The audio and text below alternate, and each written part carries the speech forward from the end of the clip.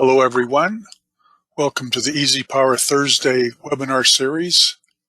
My name is Jim Chastain, I'm your host for today's session. And I'd like to introduce our guest speaker. Mike Doherty is a seasoned electrical safety consultant and president of the Blue Arc Electrical Safety Technologies, Inc. He's a senior member emeritus of the IEEE PCIC Committee, a senior member of the CSA Z462 Technical Committee, and a voting member of the IEEE 1584 Electrical Arc Flash Working Group. He's a certified utility safety professional. And with that, let me hand the baton over to Mike Doherty. Mike, you have the baton. Thanks very much, Jim. I'm just going to show my screen. All right, good morning, good afternoon, wherever it is you happen to be. My name is Mike Doherty. As Jim mentioned, I'm the owner of Blue Arc Electrical Safety Technologies, and really looking forward to doing this presentation today, this webinar. I've used the term good safety is good business for a long time. I've always said, if you want to keep your job, don't get hurt. You want to keep your job. It's just really important to have good business so that the two things go well together. Good safety is the very first thing.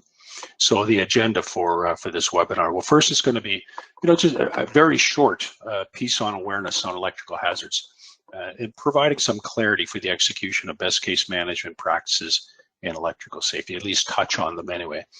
Part two, how to consider some of the terminologies and thoughts and concepts to effectively manage your electrical safety program. And it's about reducing residual risk in workplace tasks using job safety planning and the risk assessment procedures in CSA Z462 or NFPA 70E as reference. And then how to, just talking about some of the current global and North American standards, not only for field level tasks, but also to bring up the value of leadership courage, which is something that I will mention as we go forward, leadership courage to the management of your electrical system and your electrical safety portions of your managed system. I will be leaning on some of the Canadian standards from CSA Z462. I was the chair of CSA Z462, first chair from 2006 right up to December 2018.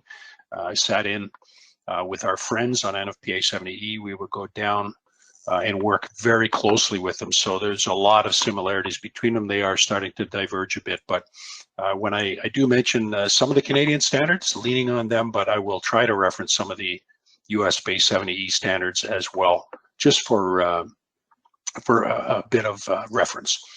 Obviously, one of the standards I will mention quickly at one point is the CSA Z 45001, which was referenced in 2019. Also, bringing up CSA Z 1002. It's a big, long title. I prefer to call it the Risk Standard of Canada and why it has impact to electrical safety management. CSA Z462. I like to talk about, or CSA Z1002, the risk standard. I like to talk about design. How do you design your daily work practice? How do you design your management structures? And I don't touch on this too much. It's actually a really interesting part. But who handles the keys? To each job. Obviously, that's supervision, and there are huge accountabilities in the managed system to make sure that your supervisors have the knowledge and the techniques to be able to run their crews. And then, of course, just job planning. It's so important. Job safety planning is a terminology used in both the standards. And then just I'm going to touch a little bit on leading and lagging indicators, which is something I will be doing a paper on at the next IEEE Electrical Safety Workshop in Reno, Nevada, next March. Highly recommend that you go. It is the, here in Canada, we call it Stanley Cup of electrical safety. It is the Super Bowl of electrical safety for our friends in the US. It is the World Cup of electrical safety for those around the rest of the world. Highly recommend you check it out and come if you've never been before. So what do we mean by electrical safety? Well, and then management of electrical safety. We talk about at the ground level, the workers, what do they need to do, for their personal protective equipment and all, identification of hazards, those kind of things. But it's something like this on a webinar like this, I want to talk about the organizational management of electrical safety, how it impacts CEOs, VPs, managers, supervisors, and workers. How does that management come together? At the end of the day, it is really important that we manage electrical safety just like we manage everything else. If you go back to the early days, and obviously these pictures are quite old, I like them, and you don't see a lot of fall arrest on these fine gentlemen. But things back then were different. The IBW electricians back in the day, they would get told when they got these jobs, 50% of them were going to die on the job. That's how brutal it was back then, between electrical hazards, falling hazards, all kinds of things they had to deal with. As a matter of fact, the IBW used to have, they would give $50 to the widow in the original days when these people would die. 2 years after the IBW started that program, they were bankrupt because they were giving $50 to widows. It was a really, really tough time in the electrical sector at the beginning. I started out working for, and it was called Ontario Hydro. Back in the day, I started there in 1977. In 1979, 2 years after I started, 43 years ago, in the Ontario Hydro Corporate Safety Rules, you open about the second page of that book, and this is what it said. The safety policy from 1979. And I can tell you that Ontario Hydro was very leading edge when it came to safety. And they certainly still are in their new descriptions of where they are. Safety policy 1979. The corporate performance standards on a 10-year rolling average is to achieve less than 6 fatalities per 100 million man-hours worked. Nice. It is also the policy that major work groups will establish performance standards with respect to fatalities consistent with the achievement of the corporate standard. It is the policy. It is the policy at Ontario Hydro to ensure that the necessary actions are taken to reduce fatalities in the workforce to as low as reasonably achievable. That's exactly what they've done for all these last 43 years. Certainly, I never wanted to be one of these 6 fatalities per 100 million man-hours worked.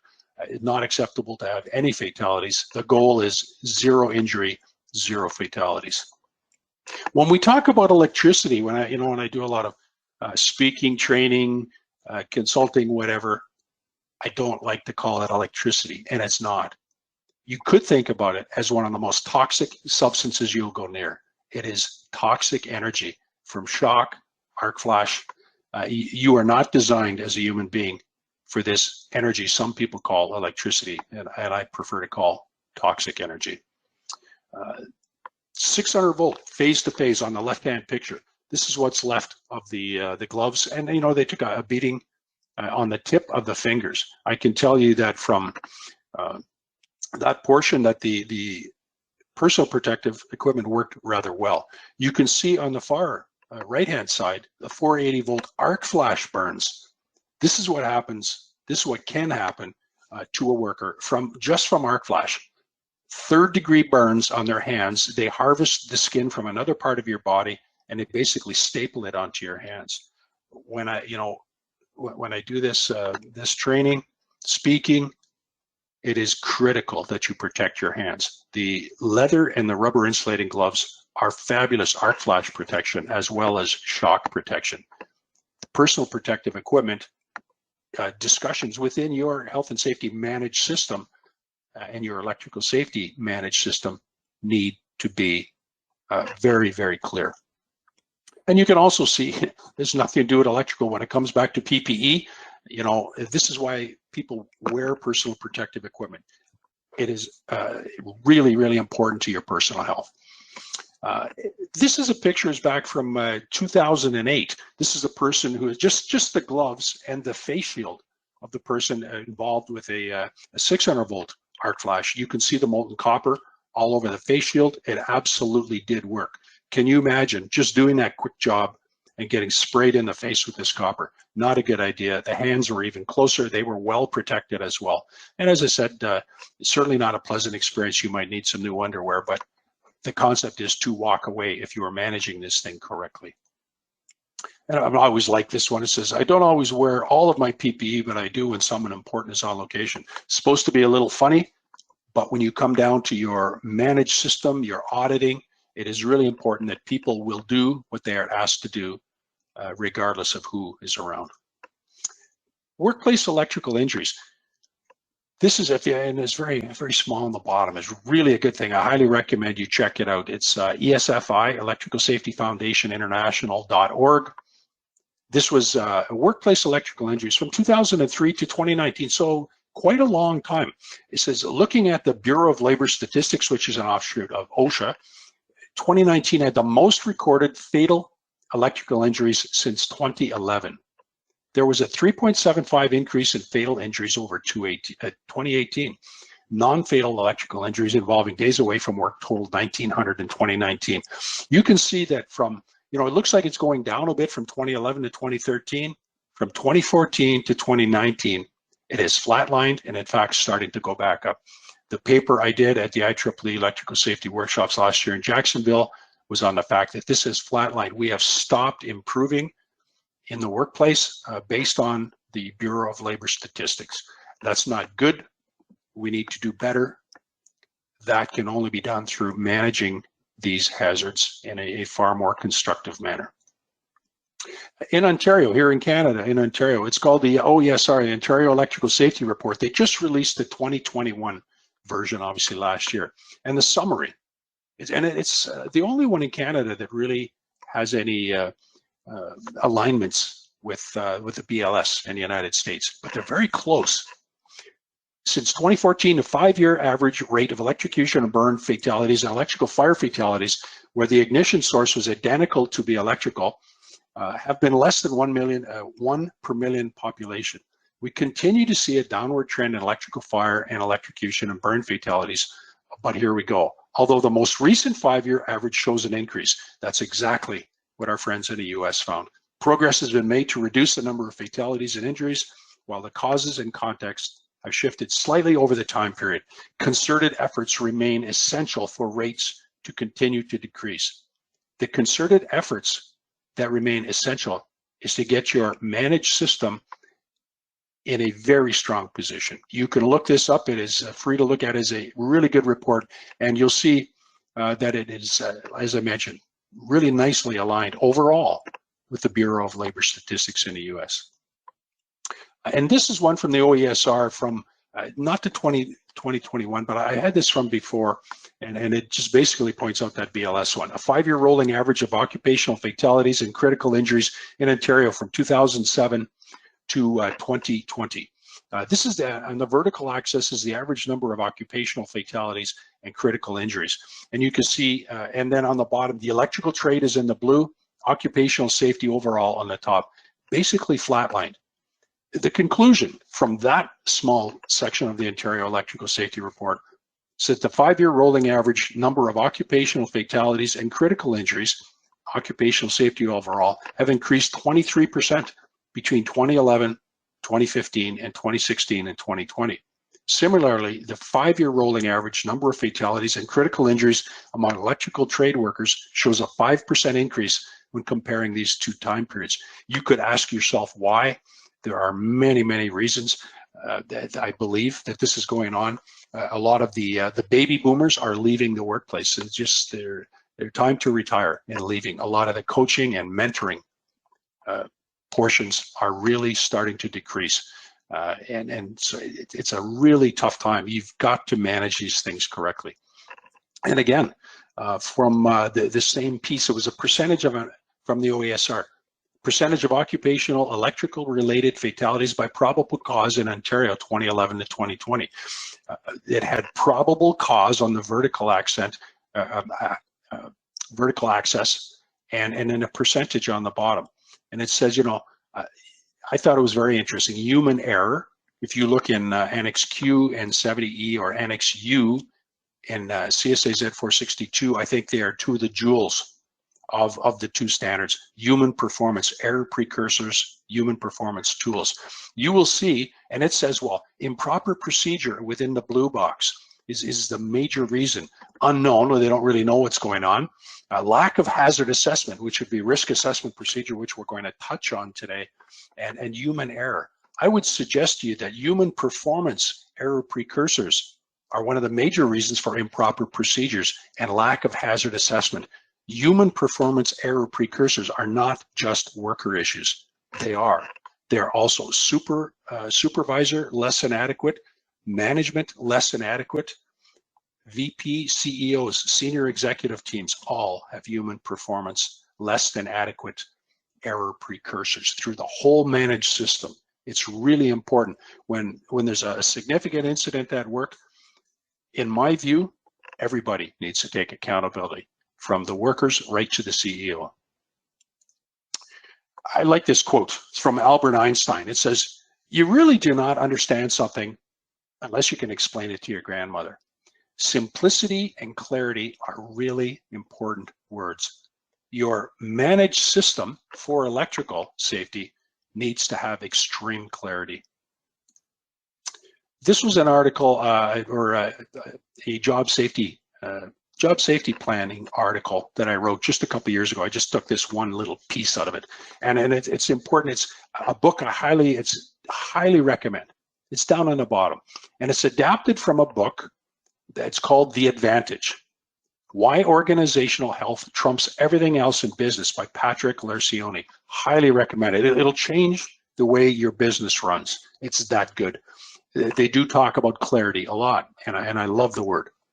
It said, the first step for an electrical job tomorrow, from safety, from technical expertise to get the job done correctly, the first thing that needs to happen is upper management needs to provide a concise process and system for planning all electrical work. That's up to the managed system. The next thing that needs to happen, supervisors need to provide clarity for the job safety plans. We will define job safety plans for you shortly during quality job briefings. Your grandmother, again, can do a job briefing. Can you do a quality job briefing? Big difference. Third step, supervisors and workers need to over-communicate the clarity when executing the job safety plans. And finally, part 4, supervisors and workers need to continually reinforce clarity in their job safety plans. It is absolutely critical. You don't want to be the silly little thing there, you want to be paddling in the same direction. Some of the questions you could ask yourself, just in general, generic terms, at your place of business. Are you in a management silo? Are you working so hard that things are passing you by? Information, knowledge, best practices are all passing you by because you never get out and learn. Interesting question. You need to get out and you need to learn. That's why the IEEE electrical safety workshops in Reno, Nevada next March are mandatory to be at if this is part of what you do. You need to get out and share. There are many things you know that you could share with other managers, other supervisors, other workers. Get out, share, learn, think, get better. These are all management best practices. Get out of your silo. This is a really important term. It was used where I used to work for many years in a power plant, nuclear power plant, and they really focus on being a learning organization. And to me, absolutely critical. It is up to the managers to set the stage to become a learning organization. Your managed systems have to be able to do that. It has to be encouraged and facilitated by the managers. Are you a learning organization? Another fabulous book, highly recommend, from Fred A. Manuel. If you are a safety professional, a manager who's accountable for safety, it's called Advanced Safety Management. It's focusing on ANSI Z10 and serious injury prevention. We'll mention a little bit more about some of those standards coming up. I really recommend you get that book. Another quote by a gentleman called Peter Drucker. So much of what we call management consists in making it difficult for people to work. We need to bring clarity to the workplace. The antonyms to clarity are murkiness and vagueness. If your managed system is murky and vague, don't be surprised if people get hurt. Don't be surprised if your equipment gets damaged, and don't be surprised if both of those things happen. We need clarity, not murkiness and vagueness. We need to make it much easier for people to work, and that's on the managed system and the managers to make that happen. A little deeper dive. There's so many things we could go through, but there's a little thing. It was a company I've done a lot of work for, and they have, when unsure which, if you're unsure, that could mean something you need to learn. They call it, whether it's a safety thing, a technical thing, they call it stop, call, and wait. Stop what you're doing, call somebody who is accountable, and wait for instructions. And I've used this for a while. I really think it's strong. It's just common sense, but I added one more component to it as per this part here. Stop, call, wait, which is what this company does. And I added one more gear to it called learn. Stop, call, wait, and learn. You don't want your people stopping all the time when they're unsure for the same thing over and over. They need to become a learning organization. So this is a culture that needs to be set up by management. Stop, call, wait, and learn. CEO, senior executive team, middle managers, supervision for sure, and workers for sure. Absolutely mandatory. There's all kinds of stats. So this was, again, if you see down the bottom, the U.S. Bureau of Labor Statistics. They've done a wonderful job over the years of doing this. And this was a component from a couple of people at the 2012 IEEE Electrical Safety Workshops in Daytona, Florida. And it's on the vertical column, percent of total electrical fatalities, and on the bottom of the year, so 1992 to 2010. Contact with overhead power lines on the top still continues to be the largest number of fatalities. If you have energized overhead power lines anywhere at your facility, you really need to pay attention. If you're bringing in a crane, if you're bringing in a hydrovac machine. We've had 2 electrocutions in the last 10 years in the province of Ontario from hydrovac machines, which do not have an insulated boom, working near roadway. They brought the boom up to release some of the trapped components that were in the snorkel. It went up into the energized power line. Electricity, toxic energy, come back down the boom, energize the whole truck, and people at the truck were electrocuted to death. They were not executing equipotential zone grounding and bonding of the truck that the worker at the truck needed to stand on at all times. Super important, and that's a managed system. That information exists. Those workers need to be trained. You need to bring contractors to your site that are trained, knowledgeable, and competent if you're bringing them in. And in the middle one, contact with wiring, transformers, other electrical components, contact with electrical current of machine, tools, appliances, and light fixtures. Another one, this is from the electrical ESFI, compiled using data from BLS, again from 2003 to 2010. There's been a lot of research done, and facts and figures are very useful to drive your managed system for to continual improvement. You'll see construction is the greatest one. You see the shaded areas are for electrical shock. Electrical burns are on the unshaded portions of the horizontal sections of this graph.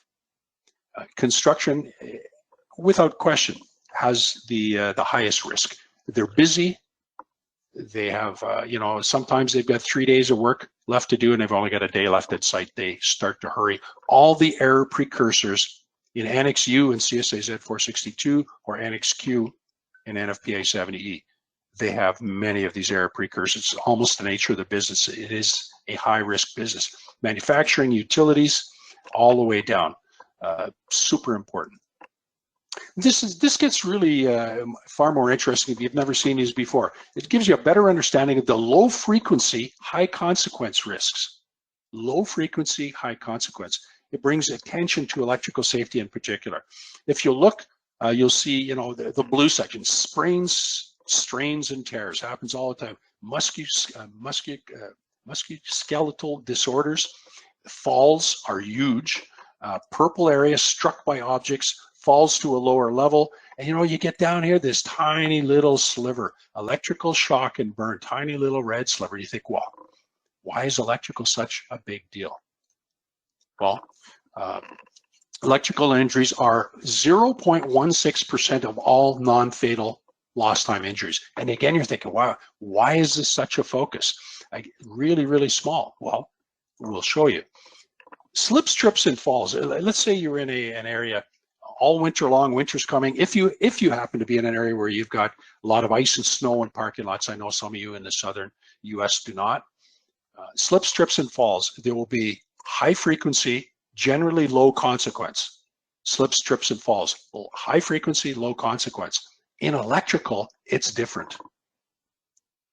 Electrical incidents are low frequency. So as we said, 0.16 of lost time injuries are from electrical contact. 3.6% of occupational fatalities. Doesn't sound like that big a deal, but high consequence.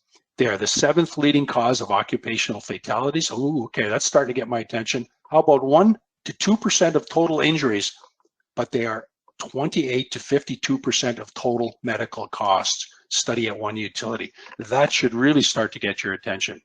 It should start to get the attention of the managers and the accountable senior management teams that are in charge of work that's being done in electrical. It is the 2nd most costly workers' compensation claim. And these are all backed up from the bottom, each one of these, from research. Work-related electrical injuries, from research to reality. In winter of 2010, Liberty Mutual Research Foundation, the insurance companies are looking at these things. This is really, really important information to drive management best practices and continual improvement in your managed systems for electrical. That's another one here. Severity and frequency are separate issues.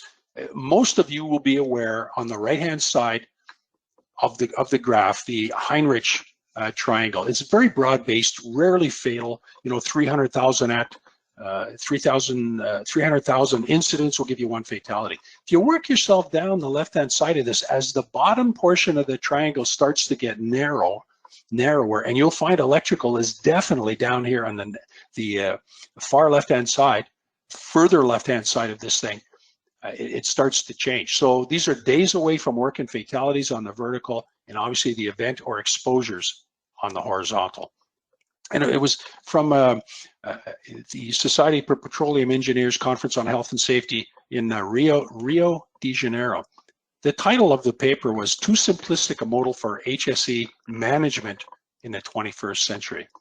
To put it in a little more perspective, the total recordable rate, it determines a higher injury frequency, lower fatality risk. Exactly what we said in the previous slides. You go to the left, there's little impact on the total recordable rate, the lower injury frequency, but a higher fatality risk, and certainly all the costs and the damage to the health of people. This is, and I will not go through this whole thing, but one of the an occupational health and safety managed system. It's basically the concept for continual improvement can be based on a template of plan, do, check, act. You make a plan to improve your health and safety managed system. You go to actually execute it, you do it. Execution of risk control. Then you do the checks on the bottom right-hand side. Audits. Go out and see what's happening. Was your plan effective? With your execution of plan, was it effective? Find out what's going on. Audit, record, monitoring of performance, and then take management action based on your audit. Make a new plan. So this continues to cycle through. It's the only way to continually improve. Obviously, one of the health and safety identified hazards in your workplace for this is going to be electrical. So plan, do, check, act for your whole health and safety managed system. You can use the exact same thing within the electrical safety portion of your managed system. And you're not going to get there right away, but what you do is over time, you take the plan, do, check, act, continual improvement piece, you roll it up that hill, you block it so it never goes backwards, and in a reasonable period of time, you're going to get reasonable improvement. We'd all like to be at the top of the improvement vertical axis very, very quickly in the shortest period of time. You have to make a plan. You have to execute the plan. You have to do the audits. You have to take management action to improve. CSA Z462, the last one came out in 2019. The equivalent in one of the equivalents in the United States would be ANSI ASSP's ANSI Z10. It also came out in 2019. They were referencing ISO 45001. The Canadian one is the Occupational Health and Safety Managed System Requirements with Guidance.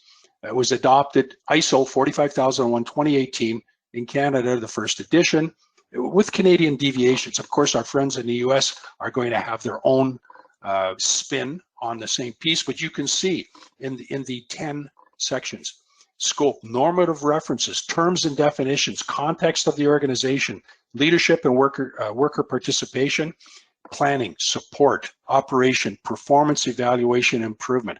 All of these things is the management template to get your house in order if it is not already, or to continue to improve it from where it already is.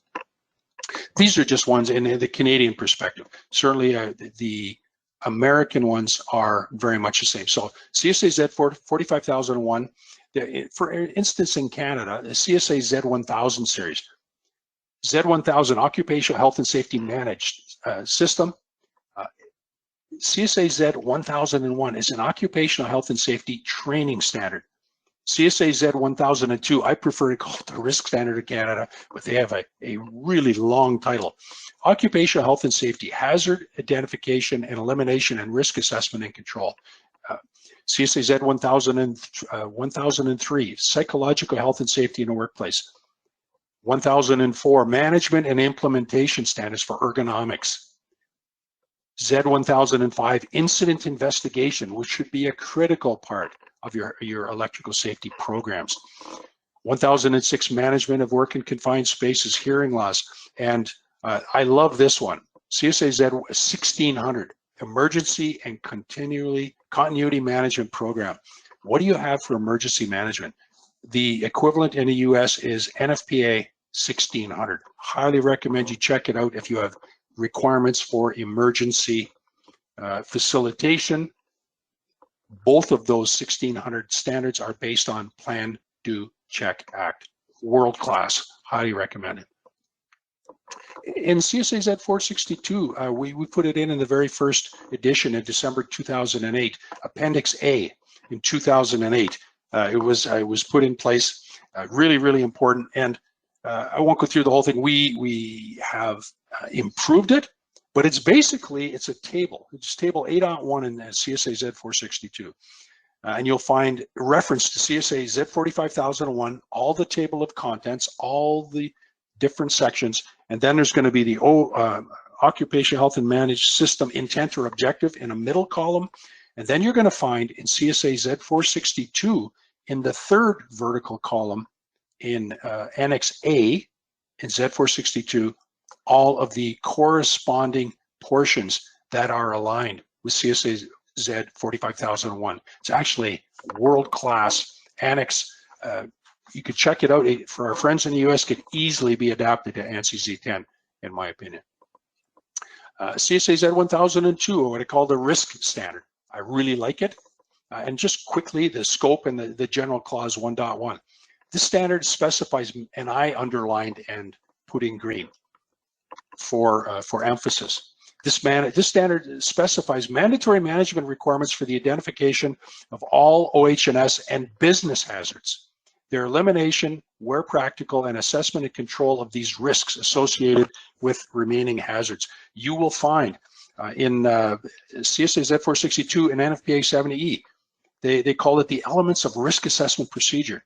And they have been sourced from ISO 31000, Global Risk Standard, and CSA Z1002. The three steps simply are, number one, identify the hazards. Number two, assess the risks. And number three, you implement risk control according to a hierarchy of risk control methods. All of these pieces are aligned with global standards, and they have been embedded and customized in Z462 and 70E for shock and arc flash. So they truly are at a really, really high standard. It says accountability and follow-up for the compulsory execution of risk assessment procedures for all OH&S and business hazards shall be a foundational part of any business culture. This is up to the managed system to get this in place, to facilitate it, and to bring clarity to the managed system. Nothing murky, nothing vague. So where do you sit now in your place of business? Do you know? Are you doing the audits? Is it just something you feel? You really need to get out and do that work. You have to. Are you qualified? Are your staff qualified? Are the workers qualified? Are your supervisors qualified? How good is your lockout tagout program? You know, do you have up-to-date single lines? You know, your lockout tagout program is only as good as your single lines being accurate and up to date. Do you do energized work? Well, of course you do energized work. People will try to tell you they don't. Just to do the absence of voltage verification as per Z462 and 70E, absolutely energized work just to do that portion. And job safety plans, we'll touch on it a bit. I like to talk about true accountability. Who is accountable to the managed system? Who's accountable to execute safe work? We'll talk a little bit more about leadership courage. You'll find that is a really important term. Whatever you say you're going to do, you have to do it. The workers and the supervisors know very quickly if you say one thing, but you never do it. And you got to have a leadership presence. You need to go put your boots on, get away from the computer and go to the field and see what's happening and talk to the fine people that work for you. It's just part of a strong managed system. Leadership courage. There are all kinds of people that have leadership as a part of their mission, vision, and value statements. But do you have the leadership courage to do the right thing? To make sure that you're not just worried about the bottom line, which is super important. The bottom line is really important. That's why I call it good safety is good business. Mission, vision, value statements, just noted it. Often they have those terms that be up on the wall. They're big, generic, almost fluffy statements. Do you have the courage to do the right thing? Has your managed system put the right people in place that have the courage to do the right thing? When you talk about management, I love this one, William Edwards Deming. And this is true. All organizations are perfectly aligned to get the results they get. That has always been true. Whatever results you get, look back at your managed system and it'll be very clear why you're getting what you're getting, whether it be good, indifferent, or bad. Risk assessment in the design phase. I did a big webinar on this a couple of years ago. Risk assessment procedure needs to be designed into everything you do. Tomorrow morning, if you're doing a specific electrical task, you need to design risk assessment procedure into the task. If you're about to put a new $50 million process into your business, you need to design risk assessment procedure into the design of that new building, the new process. Risk assessment procedures, and it's pulled out of CSA Z462, but ask yourself, where do you think the shock risk assessment and the arc flash risk assessment procedures came from? They came from CSA Z462 and ISO 31000. It's exactly where they came from. First thing, we need to identify shock and arc flash hazards, always. We need to assess those risks. What is the risk to damage to health to workers doing the actual task? And again, implement the hierarchy of risk control methods, nicely aligned with global standards. The job safety plan, I want to talk about that a little bit more. And people tend to go into CSA Z462 and they go into NFPA 70E. They will pick out a phrase, a little paragraph, a little part of it, and they'll make their whole managed system based on that one part. You have to use Z462 and 70E in its entirety. Some portions of it are really, really strong. For example, the job safety planning clause in Z462 is clause 4.1.7.9.2, or in NFPA 70E, the portion in there. These are really, really strong portions of both of the standards, but you have to use everything in its entirety if you're going to have a strong job safety plan. Really, you design your job safety plan every day, all the time. Managers need to use it to design it, workers, and in particular, supervisors. You'll see down at the bottom, Z462, as I just said, clause 4.1.7.9.2, job safety planning, in 70E, it is article 110.5, I1. Really, really an outstanding. If your managed system is executing job safety planning as per these portions of the standards, you're going to be in really good shape. The job safety planning, well, what does it say? Well, the job safety plan, number 1, shall be completed by a qualified person. That's up to you to determine what a qualified person is. It's got to be documented. It's got to include the following information: the description of the job, individual tasks, identification of the hazards, shock and arc flash risk assessments, and then work procedures, special precautions. Really important.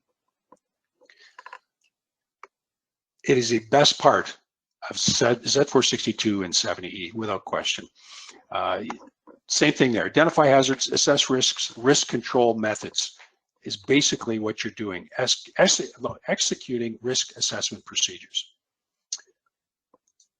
Your lockout tagout programs, due diligence or general duty clause, as they like to say in the United States. What are your qualifications for all of these things, and the procedures to execute the work safely? Good design is good business. Good safety is good business. Human performance, I've already mentioned it a few times. Some of the strongest parts in the 2 standards. Make sure you start to look at these 2 annexes. The error precursors are going to point you to why things really happen in your place of business, and start to implement the human performance tools to reduce the risk of these error precursors. There's not enough emphasis in Z462 or in NFPA 70E in the front portions of the standard. There's about 8 pages in the annex. You've got to get involved with that and start to manage that. It'll be great for your business. Already mentioned it, shock and arc flash risk assessments kind of come from Z1002, ISO 31000, all these things are in place. There is a synergy between truly qualified, competent people, the job safety planning portions of Z462 and 70E, and the risk assessment procedures. If your managed system can bring in truly qualified people as managers, supervisors, and workers with job safety planning, execution of risk assessment procedures, you'll be in pretty good shape. What do we mean by residual risk? Because it was part of the, well, residual risk is a risk remaining after a hierarchy of risk control methods have been implemented. You would find that definition, for example, in CSA Z1002, clause 7.1 on page 6. The residual, acceptable risk is a term I don't like. Is acceptable to who? It's almost opinion-based. Residual risk is a definition. After you've put risk control methods by doing risk assessment procedure, that to me is residual risk. That will always exist. So management best practice, well, CSA Z1002, the 3 steps, those 3 steps are in Z462 and they're in 70E. Risk assessment procedure. It brings full accountability to the managed system. The risk assessment procedures drive maximum clarity and the bottom line. We don't want to get hurt and we want to make a profit. Good safety is good business. Oh, and this is just a little thing here. If you ever, I just threw this as a technical part of the webinar. It's a guide to fuse replacement clarity. If you're ever wondering about best practices for clarity, just is a good one here. The one I particularly like is the 16 amp one here, that with the cow on it. That's a good one. And obviously the audit found this one to the far right. So just a little bit, this is where I'm going to be doing a paper on a far deeper dive into this, but you talk about leading and lagging indicators. To the far right, a fatality, major accident, minor accident, I should say incident, actually, I got to change that. If they're minor, there's lagging indicators and leading indicators. But if you start looking to the far right hand of the side, there's enabling loops. Is your managed system enabling these lagging indicators? These lagging indicators can actually be up further up into the managed system. Poor job safety planning design contributes to operational failure. These are leading indicators further up into the organization. These are enabling loops. Where are we losing control of our work? I'm going to be delving into that much deeper. You can see this is where we lose control of the work often, as well as, you know, on the boots on the ground on the far right hand side. Something to think about. We want to drive performance, not loss control. It's very, very important to think about this. So accountability. We deliver committed actions that achieve the desired results. We don't want to hurt our people. We want to make maximum profit. We want to really deliver when it comes to making profits. All of those things are good. Good safety is good business. We want to be on time. We want to be on budget. Super important. Electrical safety, you can ask yourself, what is in your electrical safety management toolbox? You need to think about using other standards. ISO 31000, CSA Z462, we've already sourced them. The best practices, customized risk assessment procedures for shock and arc flash are absolutely embedded in Z462 and in 70E, and they are within the job safety planning portion. That's where they exist. This is what you need to facilitate with great clarity, nothing murky, nothing vague. So some of the management tools within the safety tools, accountability, true account. Who is accountable? Everybody's accountable. You cannot be in a managed system where you blame people when things go wrong. Say it and do it. Think top and bottom line. Both of those things are critical. Tell it as it is. Be respectful, be professional, but tell it as it is. Leadership, courage, it's so important. You don't want to be in a place where everybody just looks down at their feet when something goes bad. You've got to get things fixed. And a leadership presence. These are some of the maintenance or the management concepts that need to be in place. Once again, Mr. Deming, all organizations are perfectly aligned to get the results they get. You could ask yourself, what are you doing? You could consider, Spock here is a driven little Vulcan manager. He found out upcoming decisions and in his unemotional way invited himself to participate in a decision-making process. He made life difficult, slower, yet oddly more insightful, safer, and truly impacted the bottom line. All these things. It's about leadership courage. It's not just leadership. It's for the ultimate good of workers where you are. Those questions prevented any number of pretty good-sized crises. And just really quickly, this is it's called Spin Selling Field Book from a gentleman called Neil Rockman, another highly recommended book. You ask 4 questions because sometimes as technical people, we're not good at selling to senior management teams. So you got to ask the right questions. First thing you do is you don't tell them what you need. You ask circumstance questions, problematic questions, consequence questions. So for example, does your electrical safety requirements, do they fit your company's mission, vision, and values? Do they often find a great fit between electrical safety? Who, in fact, is your company is the best person to approach? Who is the key contact? Who's the most to gain by becoming an executive electrical safety champion? Then ask some problematic questions. You're still not telling them what you want. You ask the senior manager what they consider are real problems. What are the difficulties? What makes them dissatisfied? And what have they tried before? What would they need to see happen if electrical safety was to be improved? Consequence questions, next set of questions. You just ask, you don't tell them you're doing this, you just do it. Ask them what could happen to them in their business if an electrical safety management plan is not established. Who is currently and ultimately accountable? What are the moral, social, and financial costs involved when a problem in electrical safety? And lastly, what are the need payoff questions? Now you've almost got them telling you what they want you to do for them. How could these electrical safety initiatives boost productivity within your business unit? Managers love that, and there's nothing wrong with that. Is this something that could be rolled out across the company to the benefit of all? Sure.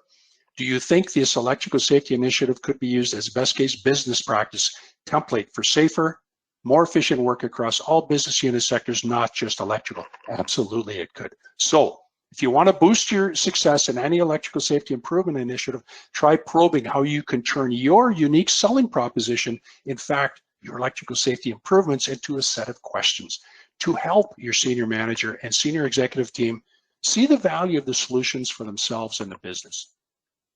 So, accountability, clarity, clarity, clarity. Say it, do it, leadership courage, leadership presence. You need, good safety is good business. It's always been the case. Really, really important. So I hope today you've got a couple thoughts and hopefully a little bit of alignment to go out and do these kind of things. So What are you going to do? Don't be a tourist. I hope you're taking some notes. I hope it empowers you to think about improving electrical safety management in your place of business. Why do you do it? Well, we do it for our families. We want zero injuries or incidents. We want to be profitable and competitive without question. It's our due diligence. It's our general duty clause. It's a moral and the law. We want to be best in class. Of course we do. Electrical safety management. So what do we do? Well, a little bit between Canada and the US. We talked about the standards, a little bit about risk assessment procedures. Supervisors barely touched on it. Wish we could do more. Job planning, leading lagging indicators. We talked about awareness of the electrical hazards, just touched on it, how to effectively manage, and how to use global standards. Thank you very much. I'll turn it back to Jim, and I'm about 1 minute over, but not too bad. Wow, Mike, that was good stuff. We do have one comment here from Carlos, who joins us from Southern Hemisphere. He says, the NFPA 70E 2018 shows 7 steps to electrical safety management, and one of the terms is awareness. He thinks it's a priority. What do you think about it? You know, I did a presentation in Houston, Texas in 2005, and I called it, it sounds ridiculous, but it's exactly what this gentleman's mentioned. I called it APES and the evolutionary ladder of electrical safety. And it was just an acronym that popped into my head. A for awareness. If we don't have awareness, we have nothing. P was for a program. So first we become aware that this is really important, and it is good. We look after ourselves, we look after people who work for us.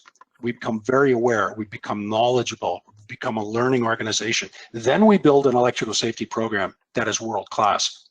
Awareness is the only way you're going to get there. And so A, P, and the E, I called it an energized electrical work permit at the time, even back then. So A, P, E, awareness, program, execution in the field. I completely agree with the gentleman. Excellent. Well, I really appreciate the presentation today. I think it's really opened my eyes to a lot of possibilities. And I think that's all we have as far as comments or questions. And we'll look forward to you joining us in the future, Mike. Thank you very much. Thanks very much, Jim, and everybody who was on the webinar today. Thank you. So long.